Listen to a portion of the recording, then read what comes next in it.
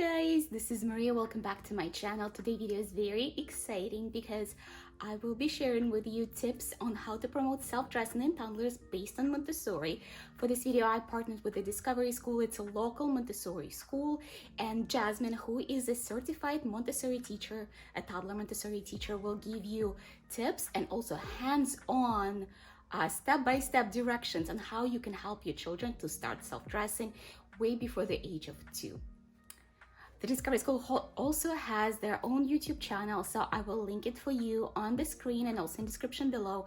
And they've done many videos that will help you with tantrums, discipline, sleep regression, all from Montessori perspective, so make sure to check them out. And if you're new to my channel, welcome. I am Maria. I have 2 kids. I have a 2-year-old and 4-year-old, and I am passionate about Montessori at home, open-ended toys, and all those things, and I share these ideas with you weekly. So make sure to subscribe to my channel, click the notifications button, give this video a like if you liked it. And now let's give it to Jasmine. Today, this is Jasmine. She is a Montessori certified toddler teacher, and today we will be sharing with you a few techniques on how to help your toddler self-dress. If your child's able to stand on their own, you can go ahead and have them actively participate, just letting them do what they can do. If they can push their arm through the sleeve, let them do that. If they can put their sock on by themselves, let them do that. Now, I also want to let you know, as soon as they start to undress, they typically are able to undress before they're able to dress themselves. But independently undressing is the first step to independently dress. Clothes should be relatively loose fitting to help them be able to independently push down their pants or pull up their pants. When I say loose fitting, I mean an elastic waistband. That is key. Shirts should be minimal with the buttons, hopefully no buttons. That way it's easier for them to put it on or take it off without scratching their face or without asking you to button. In order to be able to allow your child to independently dress and undress, you need to make sure that your morning routine has that time carved out for them. I'd say, give them about 20 to 30 minutes in your morning routine where they can work on self-dressing, because it does take them a lot longer to put their foot through the hole of their pants and pull up their pants versus an adult. So you need to respect that. Give them 2 shirt options and 2 pant options. You can lay them on the bed or maybe on the floor, and just make sure you direct them. Say, these are your options. What would you like to wear today? If they need a little help making the first decision, you could always say, which shirt would you like to wear today? And allow them to choose. Now, once they've made the decision, you have to then go with it and be consistent, because if you decide that they no longer can have that option, that's going to kind of put a negative effect on what you're trying to do and instill in them. That's one of the Montessori things that I've learned. Give your child choices you're okay with them taking. Because if you give them the choice, but then you never plan to use that option, it's kind of eliminates the whole idea behind it. Right, and then they don't get to exert their will, which is ultimately what they would like to do.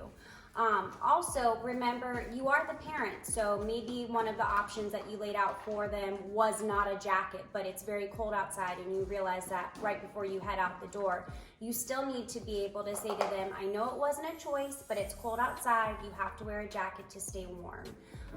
Do you have any? Yeah, actually what I wanted to say is that a lot of people think about Montessori as like full-on freedom, but it is always, when I talk to Montessori teachers, it is always freedom within limits. And like setting these limits, you are still the boss, basically. Exactly. And you respectfully give them the options. 100%. Okay, so say you're ready to have them put their pants on. Once you're ready, make sure that they're sitting on a stool that is either accessible to them, that they can independently grab on their own, and is small enough off the floor that they're not falling and going everywhere all over the place. You can also just have them sit on the ground. It is a little bit easier if you have a smaller stool for their size. Then you coach them, you verbalize what they need to do. Here are your pants. You have 2 holes, 1 for each leg. Put your leg through the first hole, push, pull up, and then find the other hole, put your leg through the other hole, push your foot, and then stand up to pull up your pants. You can even say, I'll pull up the back while you pull up the front. those are the good coaching methods where you're just labeling what they're doing. That helps them. It teaches them what it is that they are doing verbally, and it also helps them remember the routine for the next time when maybe you have them do it and you're not. Once they start to get the hang of the routine, you start to help less. Once you see that they're able to maybe put on their socks by themselves, don't help them anymore. If they say later on, I need help, encourage them and then walk away. Say, I know you can do this, and walk away. Make yourself busy. Pour yourself a cup of coffee. Just make sure that you know that when you walk away, that tells them that you do have confidence in their abilities. Now, shirts are a little bit trickier. I think that it's easier for them to independently put a shirt on when they're standing up versus sitting down. Most of the time in the very beginning, you're gonna have to say, put your head through the big hole first. Once they put their head through the hole, that's where their head goes, it's a lot easier for them to then find the armholes independently. At first, you will be guiding them. You'll say, this arm first, find the hole, push your arm through the hole. This arm next, find the hole, push your arm through the hole. Eventually, they'll be able to do it on their own. Unfortunately, there is no super easy trick on this one. It'll just take time. So socks. I have found that socks are most easily shown to the child or helped with the child if you're doing it with a hand over hand method. So they'll be sitting in your lap. You'll take their thumb, put it on one side of the sock, take their other thumb, hook it on the other side of the sock, tell them to put their toes into the sock. Once they get their toes into the sock, and of course you can kind of manipulate and help them get their toes in if they're having troubles, if they're a much younger child. And then you say pull, pull, pull, and as you both pull, you pull the sock up together. And then you do it again on the other side. Eventually this becomes so routine, just you doing it hand over hand, that you'll look over one day and they'll be doing it all by themselves. So one of the things that blows my mind, it actually blew my mind the first time I saw Montessori self-dressing for children, is the jacket flip.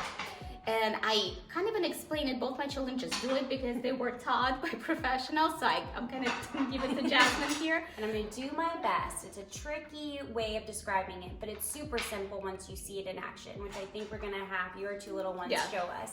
But you simply put the jacket down with the tag facing them, so it's upside down, and then you say find your armholes, and of course in the beginning you're guiding them, showing them where the armholes are.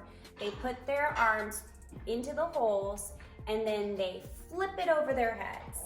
Again, it sounds crazy and complicated, but it's really easy once you see it in action. Very, very impressive.